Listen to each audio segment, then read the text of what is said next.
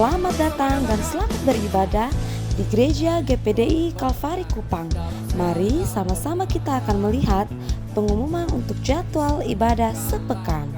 Oleh kuasa dan Allah dilihat dan siapa dapat melawan. Kita lebih dari pemenang, lebih dari pemenang. Pemenang dalam segala perkara. Oleh kuasa dan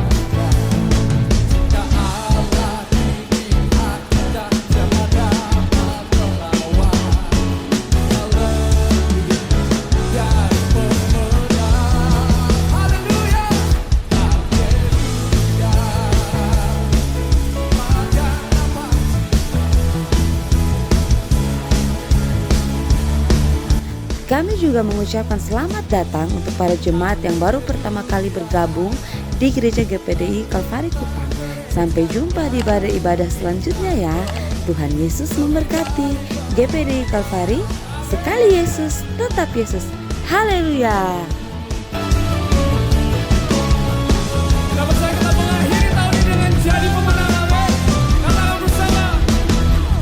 Dalam nama Tuhan Yesus Kristus. Haleluya. Amin. Haleluya. Puji Tuhan, salam sejahtera dalam nama Tuhan Yesus Kristus. Hari ini kembali kita memperingati Hari Ketuangan Roh Kudus 2000 tahun yang lalu di atas kamar loteng Yerusalem yang dipenuhkan oleh Roh Kudus. Pada waktu itu Alkitab katakan 120 murid dari 500 murid yang menyaksikan kenaikan Yesus ke sorga. Dan perkara-perkara yang dahsyat pun terjadi setelah gereja mula-mula dipenuhkan dengan Roh Kudus. Dan oleh Roh Kudus lahirlah gereja mula-mula oleh para rasul. Puji Tuhan. Mari saudara-saudara, kiranya kita bukan sekedar memperingati, tetapi pencurahan Roh Kudus harus menjadi pengalaman pribadi kita masing-masing. Melalui firman Tuhan pagi ini kita akan melihat betapa mutlaknya sebagai orang percaya kita dipenuhkan oleh Roh Kudus. Injil Lukas pasal 24. Ayat 49. Injil Lukas pasal 24 ayat 49. Begini firman Tuhan, saya bacakan buat kita semua. Dan aku akan mengirim kepadamu apa yang dijanjikan Bapakku. Tetapi kamu harus tinggal di kota ini sampai kamu diperlengkapi dengan kekuasaan dari tempat tinggi. Kita langsung sambung dengan Kisah Rasul pasal 1. Kisah Rasul pasal 1 ayat 4 dan ayat 5. Pada suatu hari ketika ia makan bersama-sama dengan mereka, ia melarang mereka meninggalkan Yerusalem dan menyuruh mereka tinggal di situ menantikan janji Bapa yang demikian katanya, telah kamu dengar daripadaku. Sebab Yohanes membaptis dengan air, tetapi tidak lama lagi kamu akan dibaptis dengan Roh Kudus. Puji Tuhan. Bapak Ibu Saudara yang dikasihi Tuhan, sampai kamu diperlengkapi dengan kekuasaan dari tempat tinggi, yaitu kepenuhan daripada Roh Kudus. Betapa penting dan mutlaknya baptisan dan kepenuhan Roh Kudus itu. Sehingga Yesus harus melarang murid-muridnya untuk tidak meninggalkan Yerusalem sampai janji Bapa itu mereka alami, yaitu kepenuhan Roh Kudus. Artinya sangat penting. Sampai Yesus melarang jangan tinggalkan Yerusalem sampai kamu dilengkapi, dibaptis dengan Roh Kudus. Saudara-saudara sekalian, sampai kemudian setelah Yesus naik ke sorga, 10 hari kemudian, dalam penantian, dalam doa bersama-sama 120 murid itu kemudian dipenuhkan dengan Roh Kudus. Kisah Rasul 2 ayat 4. Maka penuhlah mereka dengan Roh Kudus, lalu mereka mulai berkata-kata dalam bahasa-bahasa lain, seperti yang diberikan oleh Roh itu kepada mereka untuk mengatakannya. Janji Bapa itu digenapkan. Mereka penuh dengan Roh Kudus. Nah, saudara, pagi ini kita akan melihat mengapa Roh Kudus itu sangat penting dan mutlak bagi kita orang percaya. Yang pertama, 2 Korintus pasal 1, 2 Korintus pasal 1, ayat 21 dan ayat 22. 2 Korintus pasal 1, ayat 21 dan ayat 22. Sebab Dia yang telah meneguhkan kami bersama-sama dengan kamu dalam Kristus adalah Allah yang telah mengurapi, memeteraikan tanda miliknya atas kita, dan yang memberikan Roh Kudus di dalam hati kita sebagai jaminan dari semua yang telah disediakan untuk kita. Efesus pasal 1 ayat 13. Efesus pasal 1 ayat 13. Di dalam Dia kamu juga, karena kamu telah mendengar firman kebenaran, yaitu Injil keselamatan. Di dalam Dia kamu juga ketika kamu percaya dimeteraikan dengan Roh Kudus yang dijanjikannya itu. Puji Tuhan. Ya. Yang pertama, saudara, kepentingan kita, kepentingan yang sangat mutlak bagi kita sebagai orang percaya dengan Roh Kudus adalah Roh Kudus memeteraikan kita sebagai tanda milik dari Allah. Artinya, orang yang tidak dipenuhkan dengan Roh Kudus, tidak dimeteraikan dengan Roh Kudus, dia bukan milik Allah. Katakan amin. Itu kata firman Allah. Kita dimeteraikan sebagai tanda milik Allah. Meterai itu sesuatu yang menyatakan sesuatu sah adanya, tidak bisa diganggu-gugat. Sah sebagai milik dari Allah.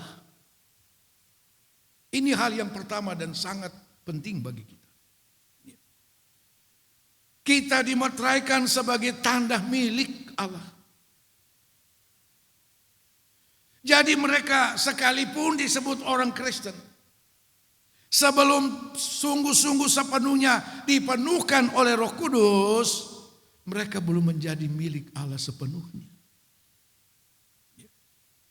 Nah, saudara-saudara sekalian, kita melihat bahwa di dalam 2 Timotius pasal 2, 2 Timotius pasal 2 ayat 19. Tetapi dasar yang diletakkan Allah itu teguh, dan meterainya ialah Tuhan mengenal siapa kepunyaannya, dan setiap orang yang menyebut nama Tuhan hendaklah meninggalkan kejahatan. Tuhan mengenal siapa kepunyaannya, siapa miliknya. Melalui apa? Meterai Roh Kudus. Meterai Roh Kudus. Orang-orang yang belum dimeteraikan dengan Roh Kudus, saudara-saudara, sangat mudah digoyahkan. Iblis bisa komplain kepada Tuhan, oh dia milik saya. Dia milik saya. Karena belum ada meterai sebagai tanda milik dari Allah.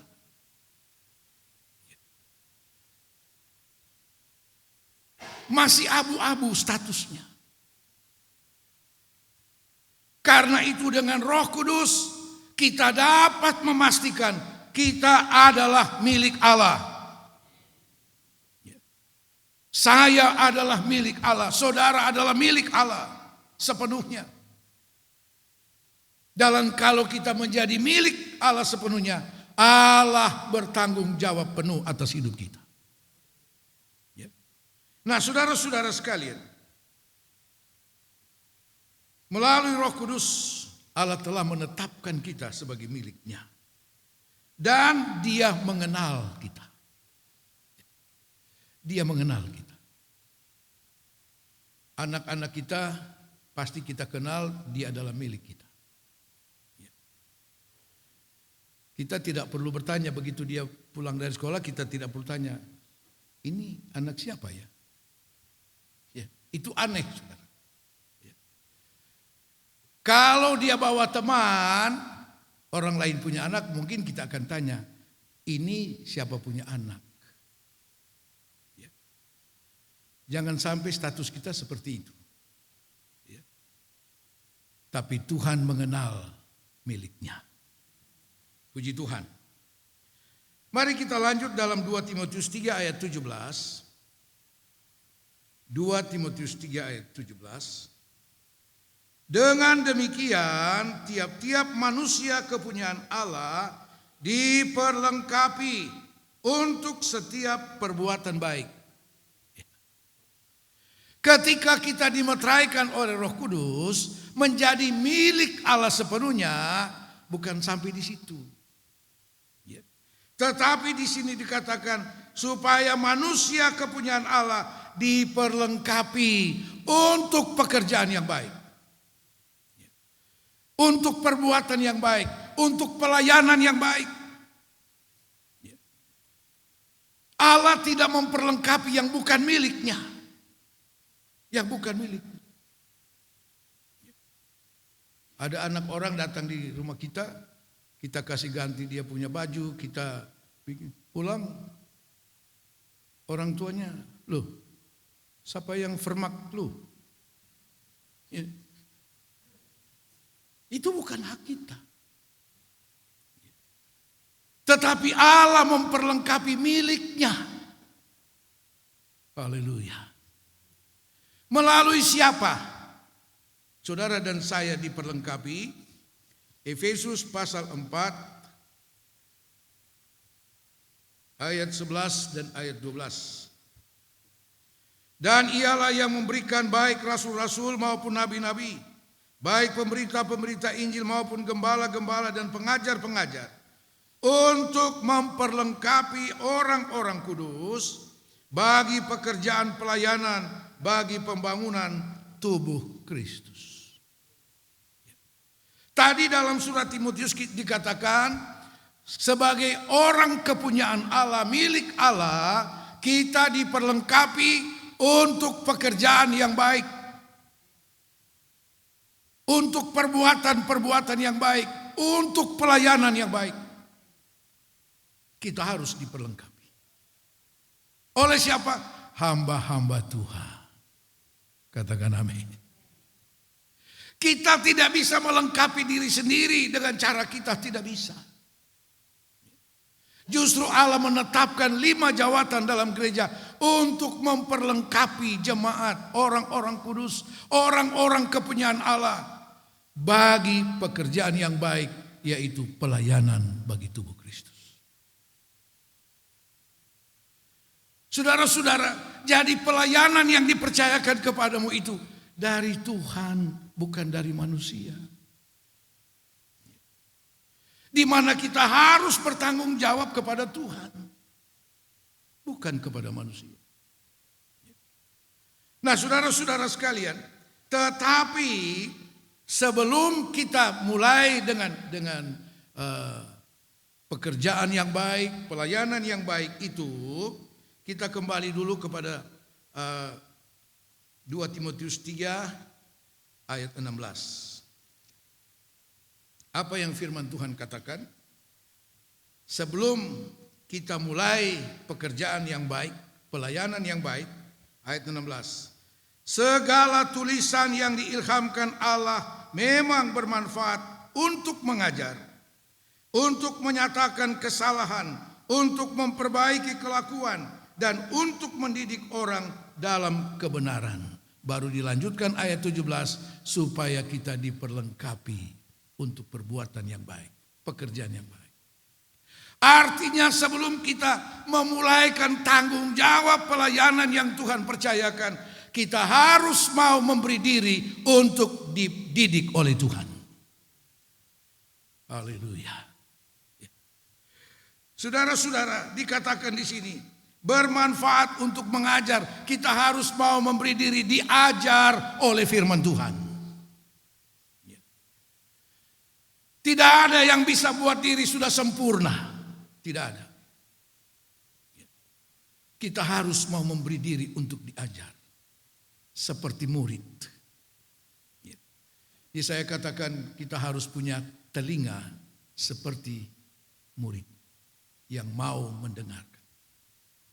Dan punya hati yang mau taat. Saudara-saudara sekalian. Untuk mengajar. Untuk menyatakan kesalahan.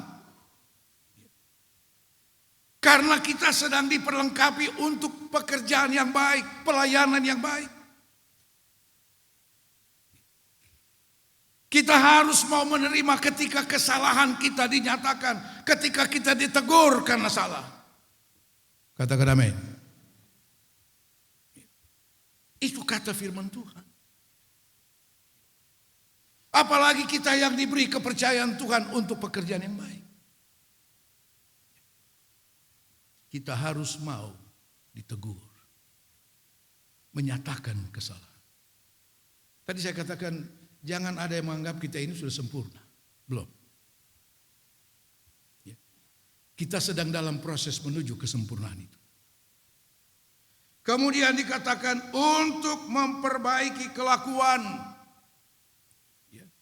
Perilaku hidup kita, moral kita dan sebagainya. Perlu diperbaiki terus, diperbaharui terus oleh firman Tuhan. Dan saya percaya kalau kita penuh dengan Roh Kudus, kita selalu siap untuk diperbaiki.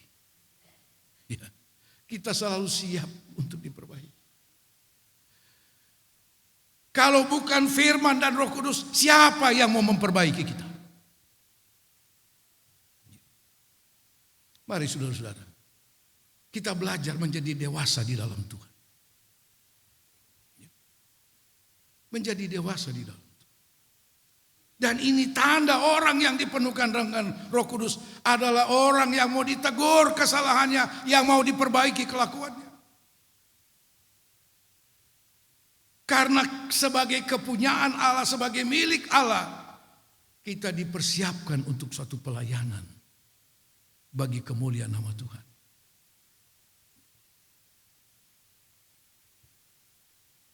Untuk mendidik orang dalam kebenaran. Kita harus mau dididik oleh firman Tuhan. Katakan amin. Titus pasal 2 ayat 11. Titus 2 ayat 11. Karena kasih karunia Allah yang menyelamatkan semua manusia sudah nyata, ayat 12, Ia mendidik kita supaya kita meninggalkan kefasikan dan keinginan-keinginan duniawi, dan supaya kita hidup bijaksana, adil, dan beribadah di dalam dunia sekarang ini. Ia menyelamatkan dan mendidik kita. Oleh apa? Kasih karunia. Saudara, pendidikan rohani adalah bagian dari kasih karunia Allah. Bagian dari anugerah Allah. Ketika Allah mendidik kita secara rohani dengan hal-hal yang kita baca dalam surat Timotius tadi, itu bagian dari kasih karunia. Banyak orang Kristen membayangkan kasih karunia Allah itu ketika diberkati secara jasmani, ya, dan sebagainya. Bukan.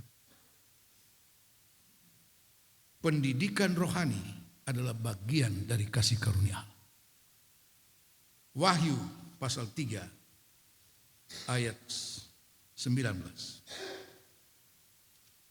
Wahyu 3 ayat 19.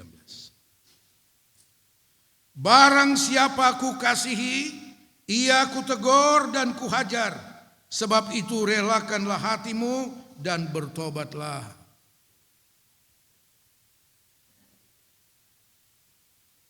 Ini kasih karunia. Seberapa banyak yang aku kasihi, aku tegur dan kuhajar. Kalau masih ditegur masih baik, saudara. Tapi kalau dihajar, waduh, saya kira tidak ada yang mau sampai dihajar oleh Tuhan. Dan Tuhan punya cara yang di luar akal kita. Karena apa? Dia mengasihi kita. Itu bagian dari kasih karunia Allah bagi kita. Nah, saudara-saudara sekalian, jadi kita melihat yang pertama, kepentingan kita dengan kepenuhan Roh Kudus adalah memeteraikan kita menjadi milik Allah. Setelah kita dimeteraikan menjadi milik Allah, kita dipersiapkan oleh Allah untuk pelayanan, untuk pekerjaan yang baik. Ya. Di dalam Efesus pasal 2 ayat 10, kita kembali kepada Efesus pasal 2 ayat 10. Karena kita ini buatan Allah, diciptakan dalam Kristus Yesus untuk melakukan pekerjaan yang baik yang dipersiapkan Allah sebelumnya. Ia mau supaya kita hidup di dalamnya. Allah yang mempersiapkan tanggung jawab itu, bukan gembala. Gembala hanya meneruskan apa yang dipersiapkan oleh Tuhan. Ini kata firman Allah. Dan Alkitab katakan Allah mau supaya kita hidup di dalamnya. Hidup dalam pekerjaan yang baik. Hidup dalam pelayanan yang baik. Ini tujuan kita menjadi milik Allah. Dimeteraikan oleh Roh Kudus menjadi milik Allah. Untuk mengerjakan apa yang dipersiapkan oleh Tuhan. Dan Tuhan tahu persis sampai di mana kemampuan kita. Kita sangat terbatas, tapi Roh Kudus yang memberi kemampuan. Haleluya. Baik, kita lanjut kepada hal yang kedua. Kepentingan kita dengan Roh Kudus. Kita kembali kepada 2 Korintus 1 ayat 22. 2 Korintus 1 ayat 22. Memeteraikan tanda miliknya atas kita dan yang memberikan Roh Kudus dalam hati kita sebagai jaminan dari semua yang telah disediakan untuk kita. Yang kedua, setelah dimeteraikan, Roh Kudus diberikan kepada kita sebagai jaminan. Sebagai jaminan untuk apa yang disediakan semuanya bagi kita. Seringkali kita membatasi apa yang dimaksud oleh apa yang disediakan Allah itu hanya untuk kepentingan jasmani. Tidak. Ini mempunyai suatu pengertian jauh ke depan. Sampai menjelang kedatangan Tuhan pada kali yang kedua. Jaminan untuk memperoleh semua yang disediakan Allah bagi kita. Jadi tanpa dipenuhkan Roh Kudus, kita tidak punya jaminan untuk sampai kepada apa yang Allah sediakan bagi kita.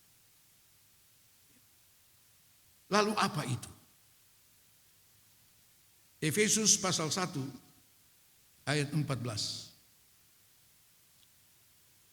Dan Roh Kudus itu adalah jaminan bagian kita sampai kita memperoleh seluruhnya, yaitu penebusan yang menjadikan kita milik Allah untuk memuji kemuliaan.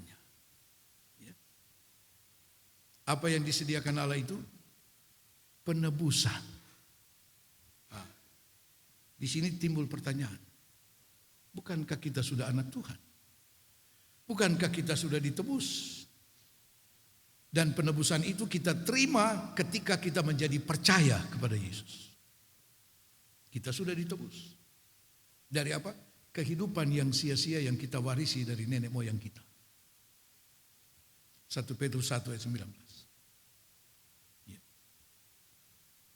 kehidupan yang sia-sia yang kita warisi. Kita sudah ditebus dari kehidupan yang sia-sia itu.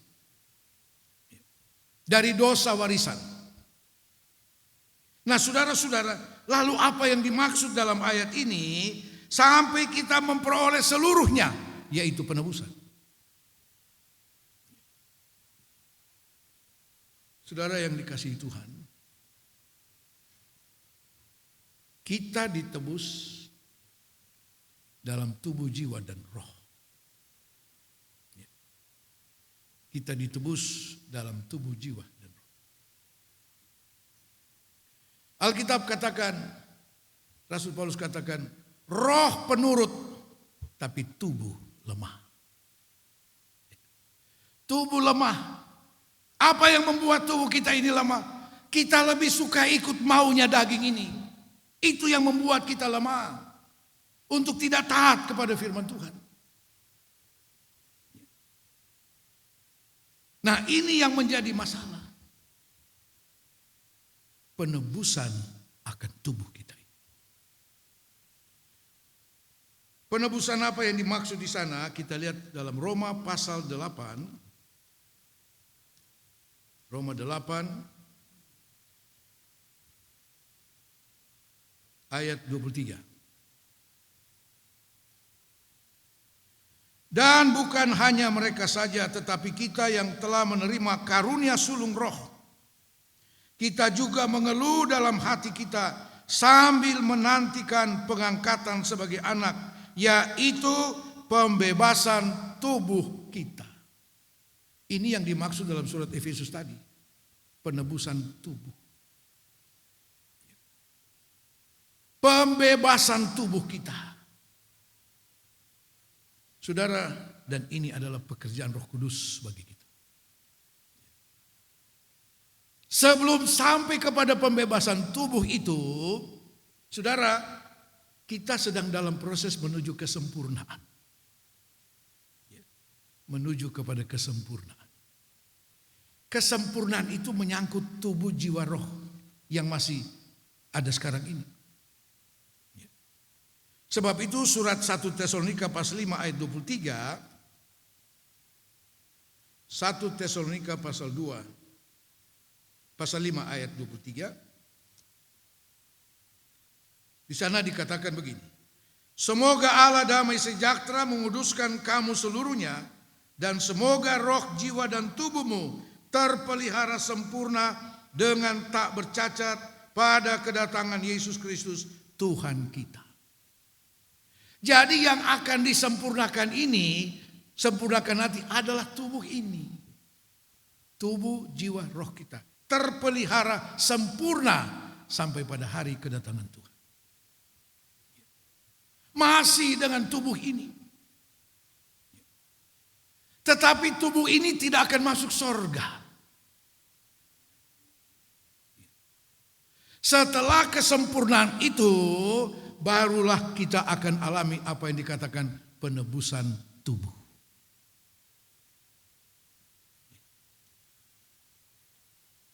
Satu Korintus 15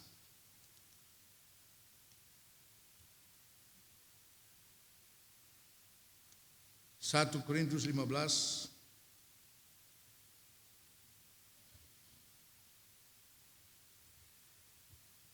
ayat 51 sampai ayat 54.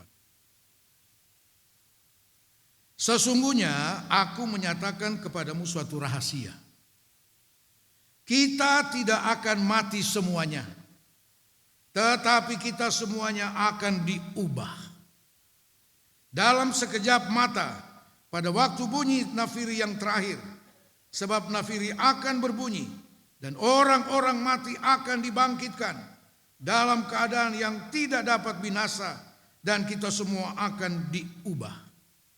Karena yang dapat binasa ini, yaitu tubuh ini, harus mengenakan yang tidak dapat binasa, yaitu tubuh yang baru.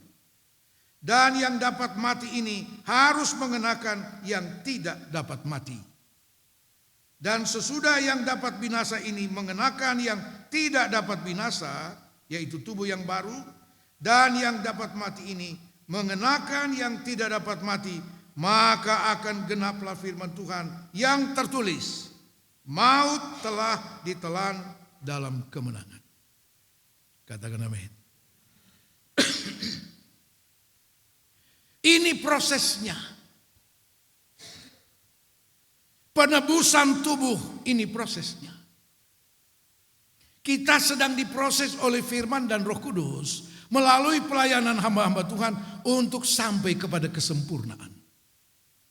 Sempurna tubuh, jiwa, dan roh. Ketika kita menjadi sempurna, tidak ada pikiran untuk berdosa.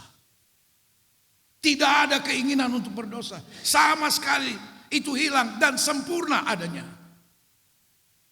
Nah, kesempurnaan itu sama dengan ketika Adam dan Hawa diciptakan pada mula pertama.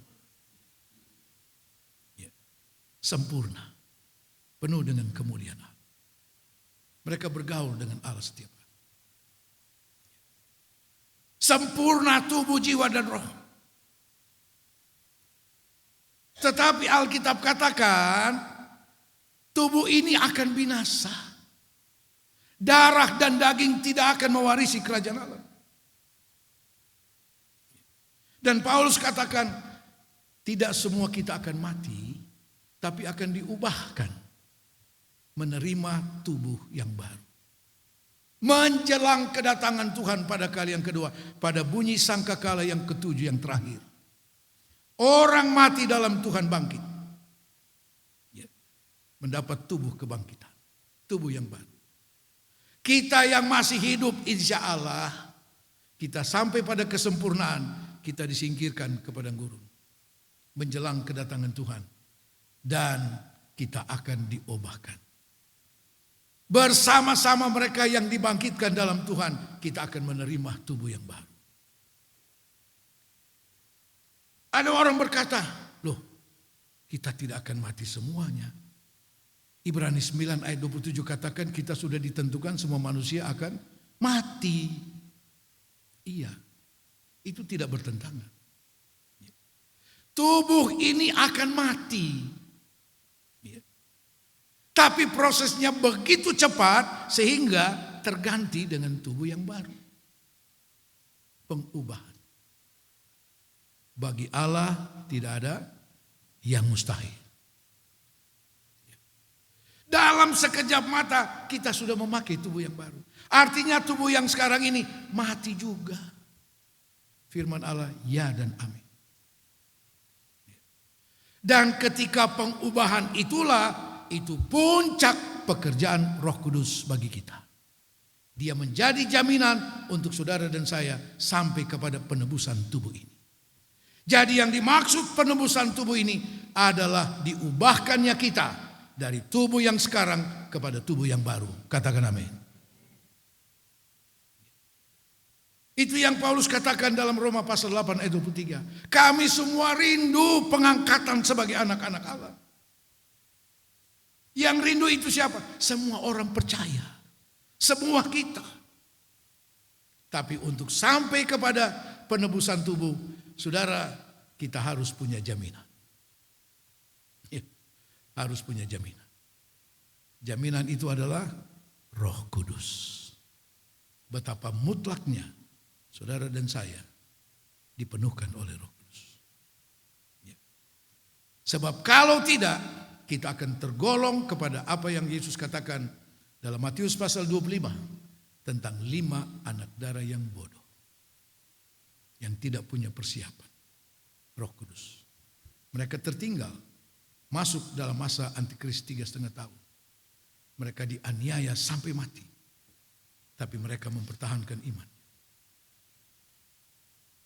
Tetapi saya tidak ingin masuk dalam masa aniaya itu. Karena itu saya selalu memelihara Roh Kudus dalam diri saya. Karena itulah jaminan untuk sampai kepada penebusan tubuh. Seperti surat Efesus katakan. Sampai kita memperoleh seluruhnya, yaitu penebusan akan tubuh kita. Penebusan bagi tubuh kita. Pembebasan tubuh kita. Tubuh ini akan akan diganti dengan tubuh yang baru. Sehingga kita bebas dari tubuh yang lama. Katakan amin. Itu tujuan kita. Dan hanya Roh Kudus yang dapat membawa kita ke sana. Tuhan Yesus memberkati.